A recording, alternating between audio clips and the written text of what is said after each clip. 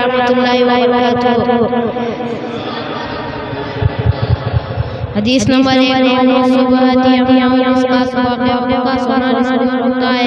حدیث نمبر 2 السلام قبل الکلام، بات کرنے سے پہلے سلام کرو۔ حدیث نمبر 3 الوضوء شطر الایمان، پاکی ایمان کا حصہ ہے۔ حدیث نمبر 4 الوضوء مفتاح الصلاۃ، نماز کی کنجی ہے۔ حدیث نمبر 5 الصلاۃ عماد الدین، نماز دین کا ستون ہے۔ حدیث نمبر 6 ادعاء عبادت و عبادت کا مقصد ہے۔ حدیث نمبر 7 افضل عبادت قرآن کی تلاوت بہترین عبادت ہے۔ حدیث نمبر 8 منظر روٹی کی عزت کرو۔ حدیث نمبر اللہ فی السوق دناءۃ، بازار میں کھانا کی نشانی ہے۔ حدیث نمبر 10 اشرب الماء، پانی دے کر پیا کرو۔ حدیث نمبر 11 طلب العلم فریضۃ علی کل مسلم و مسلمہ، علم دین حاصل کرنا ہر مسلمان مرد عورت پر فرض ہے۔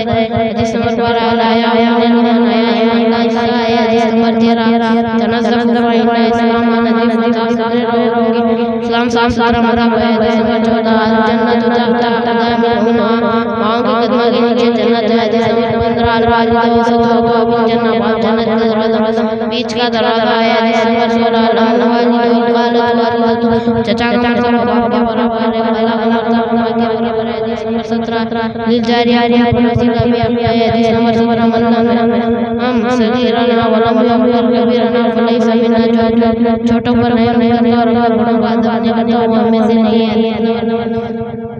19 المسلم ایک مسلمان دوسرے مسلمان کا بھائی ہے۔ حدیث نمبر 20 الکلمۃ الطیبۃ صدقۃ، اچھی بات کرنا نیکی ہے۔